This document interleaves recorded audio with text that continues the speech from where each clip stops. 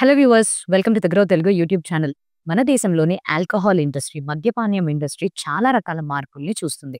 So, ఇటీవలే తెలియపరిచిన UK తోటి free trade agreement ఏదైతే ఎఫ్‌టీఏని మనం పొత్తు కుదుర్చుకున్నామో, ఈ యొక్క అగ్రీమెంట్ యొక్క ఆధారంగా గాని చూస్తే స్కాచ్ పైన ఏదైతే ఇంపోర్ట్ డ్యూటీ ఇదివరకు 150% ఉండేదో దాన్ని సగానికి సగం 75% తగ్గించారు. సో, దీనితో పాటుగా మన దేశంలోని మద్యపానీయం కన్జ్యూమ్ చేస్తున్న వాళ్ళ యొక్క సగటు యావరేజ్ గాని తీసి చూస్తే 2005 మధ్యలోంచి 2023 18 సంవత్సరాల మధ్యలోని 3 రెట్లు పెరిగింది. అంటే అప్పట్లోనే 1.3 లీటర్స్ మాత్రమే కన్జ్యూమ్ చేసేవాళ్ళు. ఇప్పుడు 3.2 లీటర్స్ వరకు కన్జ్యూమ్ చేస్తున్నారు. అండ్ అలానే ప్రతి ఒక్కళ్ళు కూడా ఏదో మామూలు బ్రాండ్ అయితే కాదు అని ప్రీమియం బ్రాండ్స్‌ని కోరుకుంటున్నారు. అండ్ అలానే కంపెనీస్ ఇక్కడికి చూస్తే వాళ్ళకి కూడా ప్రీమియం బ్రాండ్స్‌లోనే ఎక్కువ శాతం మార్జిన్స్ మిగలడంతోటి చాలా రకాల అక్విజిషన్స్ అనేవి జరుగుతున్నాయి. అండ్ ఈ ఇండస్ట్రీలోనే రకరకాల విషయాల్ని మనం చూస్తున్నాము. అయితే ఈరోజు ఈ వీడియో ద్వారా ఈ ఇండస్ట్రీకి సంబంధించిన 2 కంపెనీస్‌ని ఎంచుకొని మీ ముందుకి ఈ కంపెనీస్‌కి సంబంధించిన పూర్తి వివరాలతోటి రావడం అనేది జరిగింది. సో, ఇంకెందుకు ఆలస్యం వెళ్ళిపోదామా వీడియోలోకి. కానీ వీడియోలోకి వెళ్ళడానికన్నా ముందు తెలుసు కదండీ, మీరు గాని ఇంకా మా గ్రో తెలుగు యూట్యూబ్ ఛానల్‌కి సబ్స్క్రైబ్ చేసుకున్నట్టయితే వెంటనే బెల్ ఐకాన్‌ని క్లిక్ చేసుకోండి. ఎందుకంటే ఎంతో ఇంపార్టెంట్ అండ్ ఇన్ఫర్మేటివ్ కంటెంట్‌ని ఎప్పటికప్పుడు మేము ముందుకు తీసుకొచ్చే ప్రయత్నాన్ని చేస్తూనే ఉంటాం కాబట్టి.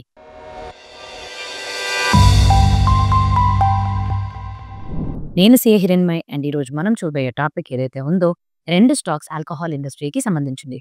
మొట్టమొదటిది United spirits limited. So, USL గురించి మనం అసలు చెప్పుకోవాల్సిన అవసరమే లేదు. మన దేశంలోని స్పిరిట్స్ ఇండస్ట్రీలో ఏకైక దిగ్గజం అని చెప్పుకోవచ్చు. అంటే ఆల్కహాల్ ఇండస్ట్రీని ఇంతలాగా శాసిస్తుంది. దీని యొక్క మార్కెట్ షేర్ గాని చూస్తే 23% ఉంది. అండ్ వీళ్ళు ఒక సంవత్సరం పాటుగా అంటే ఒక సంవత్సరంలోని దాదాపుగా 60 మిలియన్ అంటే 6 క్రోర్స్ వరకు కేసెస్ ఆఫ్ బీవరేజెస్‌ని తయారు చేసి అమ్ముతూ ఉంటారు. వీళ్ళ దగ్గర 80కి పైగా బ్రాండ్స్ అనేవి ఉన్నాయి. అండ్ వీళ్ళు డీల్ చేసే ప్రొడక్ట్స్ అనేవి విస్కీ, బ్రాందీ, జిన్, రమ్, వోడ్కా వివిధ రకాల బ్రాండ్ నేమ్స్ తోటి డీల్ చేస్తున్నారు. అయితే ముఖ్యంగా ఇక్కడ చూడవలసిన విషయం ఏంటి అనంటే వీళ్ళకి 23% మార్కెట్ షేర్ ఉంది. అండ్ అది కూడా వీళ్ళు టాప్ పొజిషన్‌లోని విస్కీలో మార్కెట్ లీడర్స్‌గా వ్యవహరిస్తున్నారు. అది కూడా విస్కీ అంటే మామూలు విస్కీ కాదండి. ఐఎంఎఫ్ఎల్ అంటే ఇండియన్ మేడ్ ఫారెన్ లిక్కర్.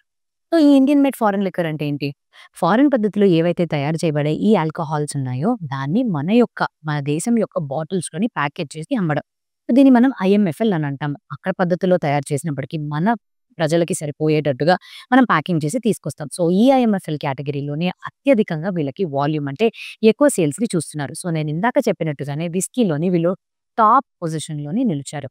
ఎలాగనంటే వీళ్ళ దగ్గర ఉండే 3 బ్రాండ్స్ నుంచి ఫినాన్షియల్ ఇయర్ 2025లోని దాదాపుగా 1000 కోట్ల దాకా వీళ్ళకి ఆదాయం అనేది వచ్చింది. ఆ 3 బ్రాండ్స్ ఏంటి? McDowell's number 1, Royal Challengers and Johnnie Walker. So, ఈ 3 బ్రాండ్ నుంచి వీళ్ళకి ఇంతవరకు ఆదాయం అనేది వచ్చింది. సో, దీని ద్వారా ఇంకొక విషయం ఏంటి అనంటే మెక్‌డొవల్స్ నంబర్ 1 అనేది మన దేశంతో పాటుగానే ప్రపంచవ్యాప్తంగా కూడా విస్కీ సేల్స్‌లోని ఒక టాప్ పొజిషన్‌లో నిలిచింది. అంటే దాదాపుగా సంవత్సరానికి 30 మిలియన్ అంటే 3 కోట్లకి పైగా కేసెస్ అనేవి వీళ్ళు తయారు చేసి అమ్ముతున్నారు.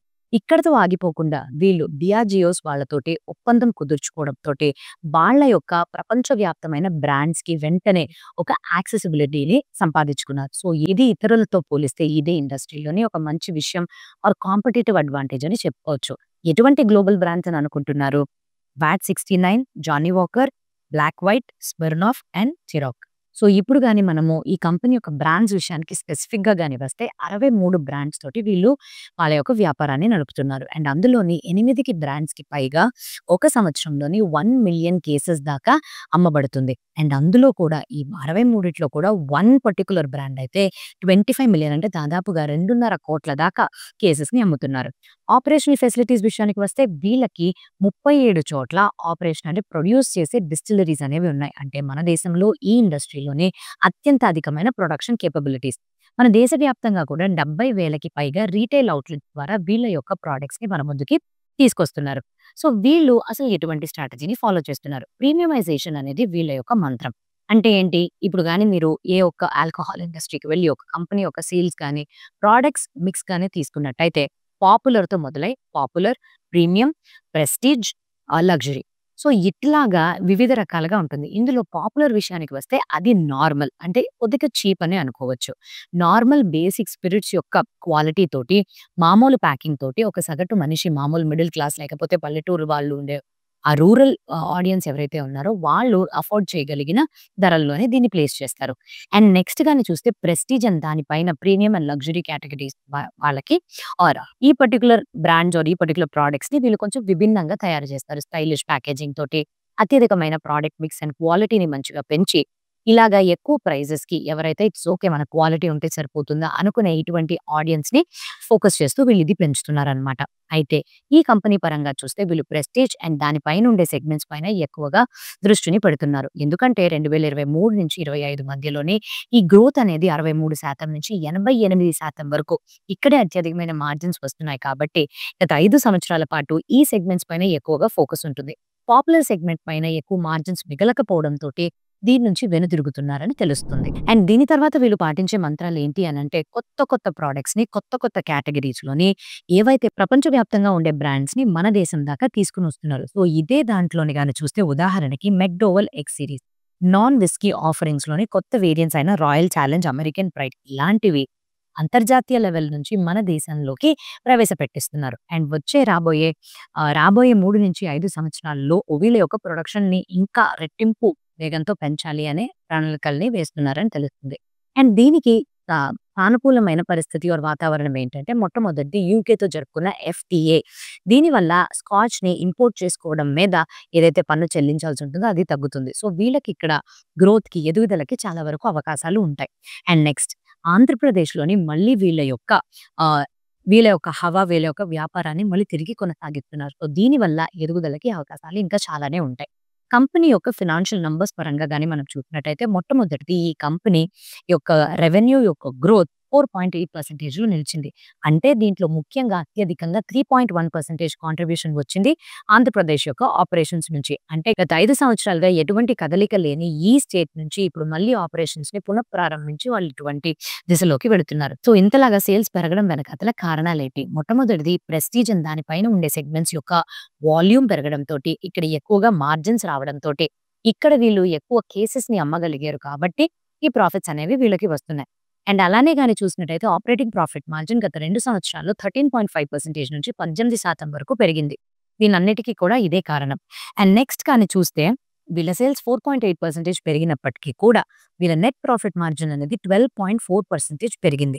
అండ్ ఇక్కడ దీనికి బలమైన కారణాలేంటి అనంటే వీళ్ళు చాలా స్థిరమైన, గట్టి స్ట్రాంగ్ ప్రైసింగ్ పాలిసీని ఫాలో అవుతున్నారు. ప్రైసింగ్‌లో ఎటువంటి మార్పులు లేకుండా దాన్ని ప్రతి సంవత్సరం 2% వరకు పెంచుకుంటూ వెళ్తున్నారు. అండ్ దీంతో పాటుగా ప్రెస్టీజ్ అండ్ దానికి పైన ఉండే సెగ్మెంట్స్ యొక్క సేల్స్ పెరగడం మూలాన, వాల్యూమ్ పెరగడం మూలాన ఇంతవరకు వీళ్ళకి ఈ కాంట్రిబ్యూషన్స్ అనేవి లభించినాయి.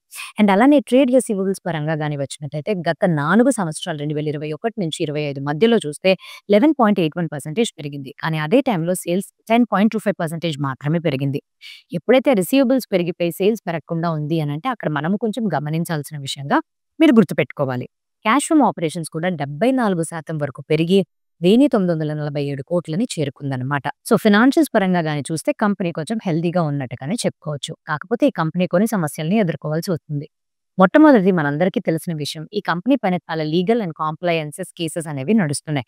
ఏవైతే యూఎస్ఎల్‌కి వచ్చిన ఫండ్స్ ఉన్నాయో, ఇందువరకటు చేసిన నాన్ ఎగ్జిక్యూటివ్ డైరెక్టర్ అయిన విజయ్ మాల్యాకి సంబంధించిన ఇతర కంపెనీలకి ఇవి తరలించినట్టుగా ఆరోపణలున్నాయి. అండ్ దానికి పైన కేసులు కూడా నమోదైనాయి. అండ్ ఎంక్వైరీ కూడా నడుస్తుంది. అండ్ రెండవది వీళ్ళు ఆపరేట్ చేస్తున్న ఆల్కహాల్ ఏదైతే ఇండస్ట్రీ ఉందో దీంట్లోని ముఖ్యంగా వివిధ రకాల రెగ్యులేటరీ అండ్ రూల్స్ అనేవి ఎప్పటికప్పుడు మారుతూ ఉంటాయి. టాక్స్ రేట్స్ అనేవి మారుతూ ఉండొచ్చు. సో, ఇవన్నిటిని వీళ్ళు తట్టుకొని రావాలంటే మార్జిన్స్ పైన ఆ ప్రెషర్ అనేది పడుతూనే ఉంటుంది. సో, ఇప్పుడు మనం రెండవ కంపెనీని చూద్దాం. సో, రెండవ కంపెనీ రాడికో ఖైతాన్. 1943లోనే రాంపూర్ డిస్టిల్లరీస్ అని స్థాపించబడిన ఈ కంపెనీ ఈ రోజున మన దేశంలోనే ఒక పురాతనమైన అండ్ అలానే అతిపెద్ద ఐఎంఎఫ్ఎల్ మ్యానుఫ్యాక్చరర్‌గా నిలిచారు. ఐఎంఎఫ్ఎల్ అంటే ఇండియన్ మేడ్ ఫారెన్ లిక్కర్. ఈ పర్టిక్యులర్ రంగంలోని వీళ్ళకి 7% వరకు మార్కెట్ షేర్‌లోని ఒక అగ్రస్థానంలో వీళ్ళు స్థాపించుకున్నారు. అండ్ రెండవది గాని చూసినట్టయితే ఇదివరకటు అంటే మొదలుపెట్టినప్పుడు వీళ్ళొక స్పిరిట్స్‌ని బల్క్‌లోని అమ్మే వాళ్ళుగానే మొదలుపెట్టినప్పటికీ కూడా ఇప్పుడు గాని చూసినట్టయితే ఐఎంఎఫ్ఎల్ ప్రొడ్యూసర్‌గా ఒక అగ్రస్థానంలో వ్యవహరిస్తున్నారు. సో, దీనికి వెనకాతల కారణం వివిధ రకాల బ్రాండ్స్ అండ్ అలానే వాళ్ళ యొక్క ఆపరేషన్స్‌ని పెంచుకుంటూ వెళ్లారు. వీళ్ళకుండే మొత్తం ప్రొడక్ట్ మిక్స్‌లో చూస్తే 2 రకాల ప్రొడక్ట్స్‌ని ఎక్కువగా వీళ్ళు మన ముందుకి తీసుకొస్తున్నారు. అందులోనూ విస్కీలోనూ వీళ్ళు ఒక టాప్ పొజిషన్‌లో అంటే అత్యధికమైన ఆదాయం వీళ్ళకి విస్కీని అమ్మడం ద్వారానే వస్తుంది. సో, దీనితో పాటుగా బ్రాండీ అండ్ జిన్‌ని కూడా వీళ్ళు ప్రొడ్యూస్ చేస్తున్నారు. వీళ్ళకొచ్చే అత్యంత అధికమైన ఆదాయం అంటే 69% వరకు ఐఎంఎఫ్ఎల్ డిస్ట్రిబ్యూషన్ నుంచే వస్తుంది. ఈ ఐఎంఎఫ్ఎల్ కేటగరీలోని వివిధ రకాల మంచి బ్రాండ్స్ ద్వారా వీళ్ళకి చాలా వరకు ఎదుగుదల అవకాశాలతోటి ఇంత వాల్యూమ్స్‌ని ఎక్కువగా పెరిగి ఇంతవరకు ఆదాయం కాంట్రిబ్యూషన్ అనేది చూస్తున్నారు. సో, ప్రత్యేకంగా గాని చూసినట్టయితే సో, మొట్టమొదటిది వోడ్కా మార్కెట్‌లోని వీళ్ళకి ఉండే మ్యాజిక్ మొమెంట్ వోడ్కా నుంచి 60% వరకు వీళ్ళకి ఆదాయం అనేది వస్తుంది. అండ్ అలానే సూపర్ ప్రీమియం బ్రాండీ మార్కెట్‌లోని వీళ్ళకి ఉండే మార్ఫియస్ బ్రాండీ అనే ఈ పర్టిక్యులర్ బ్రాండీ యొక్క బ్రాండ్ ద్వారా 60% మార్కెట్ షేర్‌ని అయితే సంపాదించుకున్నారు. అండ్ అలానే ఫినాన్షియల్ ఇయర్ 2025లోని క్వార్టర్ 4 కల్లా గాని చూసినట్టయితే వీళ్ళ రాయల్ రతంబోర్ విస్కీ అనేది 50% వరకు ఎదుగుదలని చూసింది. ఇంతలాగా ఎలా వాల్యూమ్స్ పెరిగాయనంటే ఆర్మీ క్యాంటీన్‌లోని వీళ్ళ యొక్క డిస్ట్రిబ్యూషన్ నెట్‌వర్క్‌ని పెంచుతూ అక్కడ కూడా సేల్స్‌ని మొదలుపెట్టారు కాబట్టి. సో, ఇంతటితో మాత్రమే ఆగిపోకుండా వీళ్ళ నాన్ ఐఎంఎఫ్ఎల్ అంటే ఇండియన్ మేడ్ ఫారెన్ లిక్కర్ కాకుండా ఏదైతే నాటు సారా కంట్రీ లిక్కర్ అని మనం అంటామో, దాని నుంచి వీళ్ళకి 31% వరకు ఆదాయం అనేది వస్తుంది. సో, ఇక్కడ గాని చూసారంటే ప్రత్యేకంగా మొత్తం కూడా ఉత్తరప్రదేశ్ నుంచి ఇటువంటి కంట్రీ లిక్కర్ అనేది ప్రిపేర్ అయ్యి మిగతా అన్ని రాష్ట్రాలకు కూడా ఇది సరఫరా అవుతుంది. అండ్ అలానే వీళ్ళ యొక్క ప్రీమియం అంటే ఐఎంఎస్ఎల్ కేటగరీలోనే ప్రీమియం అండ్ లగ్జరీ బ్రాండ్స్ ఏవైతే ఉన్నాయో దాని యొక్క పోర్ట్‌ఫోలియో ఈసారి ఈ పర్టిక్యులర్ ఇయర్‌లోనే 340 క్రోర్స్‌ని చేరుకుంది. అండ్ వచ్చే ఒక సంవత్సరంలో పాటు ఇది 500 కోట్ల దాకా పెరిగే అవకాశాలున్నాయి. మేనేజ్‌మెంట్ వాళ్ళు మేము పెంచుతాము అనే ప్రణాళికల్లోనే ఉన్నామని తెలియపరుస్తున్నారు. వీళ్ళ యొక్క గ్రోత్ స్ట్రాటజీని ఎలా ఫాలో అయ్యారు? గత 15 సంవత్సరాలుగా గాని చూసినట్టయితే ఈ కంపెనీ అతి ముఖ్యంగా వాళ్ళ యొక్క ప్రీమియం అండ్ లగ్జరీ కేటగరీస్‌కి సంబంధించిన ఈ పర్టిక్యులర్ సెగ్మెంట్‌లోని వివిధ రకాల ప్రొడక్ట్స్‌ని చాలా పర్టిక్యులర్ ప్రీమియమైజేషన్ తోటి వాళ్ళకి కావాల్సిన వినియోగదారులకు కావాల్సిన విధంగా మార్చి మన ముందుకి తీసుకొస్తున్నారు. సో, దానివల్లే మనం గాని చూసినట్టయితే ఈ సంవత్సరం 22% పెరిగి ఈ పోర్ట్‌ఫోలియో నుంచి దాదాపు 340 కోట్ల దాకా వీళ్ళకి ఆదాయం అనేది చూసారు. సో, ఇంకా కూడా రాబోయే కొన్ని క్వార్టర్స్‌లోని వివిధ రకాల కొత్త కొత్త ప్రొడక్ట్స్‌ని కొత్త కొత్త కేటగరీస్‌లోని ఈ సెగ్మెంట్‌లో ఇంట్రొడ్యూస్ చేయాలి అనే ప్రణాళికలు వేస్తున్నారు. నెక్స్ట్ ఈ కంపెనీ యొక్క ఫినాన్షియల్స్ అండ్ నంబర్స్ గురించి తెలుసుకుందాం. ఈ సంవత్సరం వీళ్ళ యొక్క సేల్స్ పరంగా గాని చూస్తే 10.4% పెరిగింది. అంటే 15,000 కోట్ల నుంచి 17,000 కోట్ల వరకు. దీనికి ఏంటుండిద్ది కారణం అనంటే వాల్యూమ్స్ అనేవి పెరగడంతోటి. నేను ఇదివరకు చెప్పినట్టుగానే పోర్ట్‌ఫోలియో లగ్జరీ అండ్ ప్రీమియం కేటగరీస్‌లోని దాదాపు 22% పెరిగి 340 కోట్లని చేరుకుంది. సో, దీని యొక్క పర్యవసనంగా నెట్ ప్రాఫిట్ ఏమో 31.8% పెరిగి 346 క్రోర్స్‌ని చేరుకుంది. నెట్ ప్రాఫిట్ మార్జిన్ 1.69% నుంచి 2.02% వరకు పెరిగింది. కాకపోతే ఇక ముఖ్యమైన విషయం ఎక్కువగా మార్జిన్స్‌ని ఏం తినేస్తున్నాయంటే ఎక్సైజ్ డ్యూటీ. రూ. 100కి వీళ్ళు అమ్మితే 71.6 అంటే దాదాపుగా రూ. 72 ఎక్సైజ్ డ్యూటీకి వెళ్ళిపోతాయి. అండ్ ఇది ఇటీవలే 7.8% పెరిగింది. అండ్ రెండవది ఏపీలో, ఆంధ్రప్రదేశ్‌లోని ఇప్పుడు లిక్కర్ డిస్ట్రిబ్యూషన్ రూల్స్ ఏవైతే ఉన్నాయో ఇవి మారడంతోటి వీళ్ళకి క్వార్టర్ 4 అంటే 4 క్వార్టర్స్‌లోని వీళ్ళ మార్కెట్ షేర్ 10% నుంచి 23% వరకు పెరిగింది. అండ్ అలానే ఇయర్ ఆన్ ఇయర్ వీళ్ళ యొక్క క్యాష్ రిజర్వ్స్ విషయానికి గాని వస్తే 13% వరకు పెరుగుతానే వచ్చినాయి. అండ్ అలానే వీళ్ళ యొక్క బ్యాలెన్స్ షీట్‌లో చూస్తే అప్పులు ఏవైతే ఉన్నాయో అవి తగ్గినాయి. దాదాపుగా 289 క్రోర్స్ నుంచి 154 క్రోర్స్ వరకు తగ్గడం మనం అందరం చూసాం. క్యాష్ ఫ్లోస్ విషయానికి గాని వచ్చినట్టయితే క్యాష్ ఫ్లోస్ కూడా 118% పెరిగి 363 క్రోర్స్‌ని చేరుకున్నాయి. So, cash flows net profit to cash flow ratio గాని మనం బేస్ చూసినట్టయితే మీడియన్ 1.09 ఇదొక మంచి ఇండికేటర్‌గా చెప్పుకోవచ్చు. అయితే భవిష్యత్తులో ప్రణాళికలు ఎలాగున్నాయి? నేను ఇదివరకు చెప్పినట్టుగానే ప్రీమియం అండ్ లగ్జరీ కేటగరీస్ నుంచి వీళ్ళు 340 కోట్లు ఏదైతే ప్రస్తుతం వచ్చే ఈ ఆదాయాన్ని 500 కోట్ల దాకా పెంచాలి అనే దాంట్లోని ముందుకు వెళుతున్నారు. అండ్ మేనేజ్‌మెంట్ వాళ్ళు ఏం చెప్పారు అనంటే కాంపౌండెడ్ యాన్యువల్ గ్రోత్ రేట్ ఒక 15% మట్టుకు దీనికన్నా ఎక్కువే ఉండాలి అని అనుకుంటున్నాం. అండ్ ఎబిట్డా మార్జిన్స్‌ని కూడా ఒక 100 బేస్ పాయింట్స్‌ని పెంచి ఇలాగే స్థిరంగా ఈ గ్రోత్‌ని మేము ముందుకు తీసుకెళ్ళాలి అని అనుకుంటున్నాం అని అంటున్నారు. సో, దీనికి సరిపోయే విధంగానే వీళ్ళు కొత్త ప్రొడక్ట్స్‌ని ఇంట్రొడ్యూస్ చేస్తున్నారు. సో, 2026 క్వార్టర్ 1 కల్లా లగ్జరీ బ్రాండ్స్‌లోని 2 ప్రొడక్ట్స్‌ని లాంచ్ చేస్తున్నట్టు అండ్ సూపర్ ప్రీమియం విస్కీలో కొత్త వేరియంట్‌ని తీసుకురావాల్సిందిగా మన ముందుకి వీళ్ళు తెలియపరుచుకున్నారనమాట. సో, అయితే ఇదండి ఈ 2 పర్టిక్యులర్ స్టాక్స్ ఏవైతే మనం పూర్తిగా ఆల్కహాల్‌కి ఇండస్ట్రీకి సంబంధించిన ఈ 2 స్టాక్స్. సో, పూర్తిగా మనము యునైటెడ్ స్పిరిట్స్ లిమిటెడ్ గాని తీసుకున్నట్టయితే వీళ్ళు విస్కీలోని అత్యధికంగా ఎక్కువగా ఆదాయాన్ని సంపాదిస్తున్నట్టుగా తెలుస్తుంది. అండ్ రెండవది మనం చూసిన ఏదైతే రాడికో ఖైతాన్ వాళ్ళున్నారో దాంట్లోని కొంచెం ఎక్కువ డైవర్సిఫికేషన్‌కి లోనయ్యి వాళ్ళు నాటుసారాతో పాటు ఐఎంఎఫ్ఎల్‌లో కూడా ఒక మంచి ఆదాయాన్ని జనరేట్ చేస్తున్నట్టుగా తెలుస్తుంది. కాకపోతే మీరు గాని ఇటువంటి స్టాక్‌లో ఇన్వెస్ట్ చేయాలి అని అనుకుంటున్నప్పుడు మిగతా విషయాల్ని కూడా పరిగణనలోకి తీసుకున్న తర్వాత మీ ఫైనాన్షియల్ అడ్వైజర్స్‌ని సంప్రదించుకున్న తర్వాతే ఒక నిర్ణయాన్ని తీసుకోవాలి అని కోరుకుంటూ ఒక ఎడ్యుకేషనల్ కంటెంట్ కోసం మాత్రమే వీడియోని మీ ముందుకు వచ్చే ప్రయత్నాన్ని చేశామండి. ఇంకా మంచి వీడియోతో మీ ముందుకు రావడానికన్నా ముందు have a happy and very very safe investment. Thank you.